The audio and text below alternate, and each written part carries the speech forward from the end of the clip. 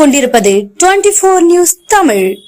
நீலகிரி மாவட்டம் குன்னூரில் உதகை பகுதிகளில் சாரல் மழையுடன் பலத்த காற்று வீசி வந்த நிலையில் உதகை குன்னூர் இடையே மலை ரயில் பாதையில் 3 இடங்களில் தண்டவாளத்தில் மரங்கள் விழுந்துள்ளதால் உதகை குன்னூர் இடையே இயங்கும் ரயில் சேவை நிறுத்தப்பட்டது.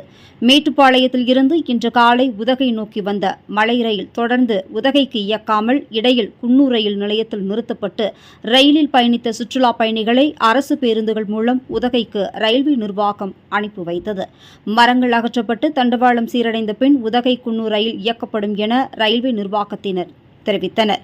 நீலகிரி மாவட்டம் உதகை அதன் சுற்றுவட்டார பகுதிகளில் தென்மேற்கு பருவமழை தீவிரமடைந்து பலத்த காற்றுடன் மிதமான மழையும் அவ்வப்போது கனமழையும் பெய்து வருகிறது.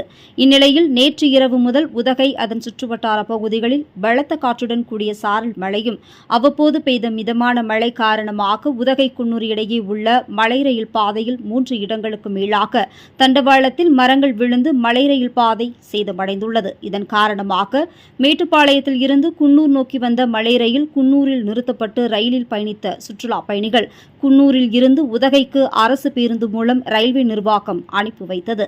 மேலும் மலை ரயில் பாதையில் விழுந்துள்ள மரங்களை அகற்றும் பணியில் ரயில்வே ஊழியர்கள் ஈடுபட்டு வரும் நிலையில் இன்று ஒரு நாள் மட்டும் குன்னூர் உதகை இடையே மலை ரயில் சேவை ரத்து செய்யப்படுவதாக ரயில்வே நிர்வாகம் அறிவித்துள்ளது.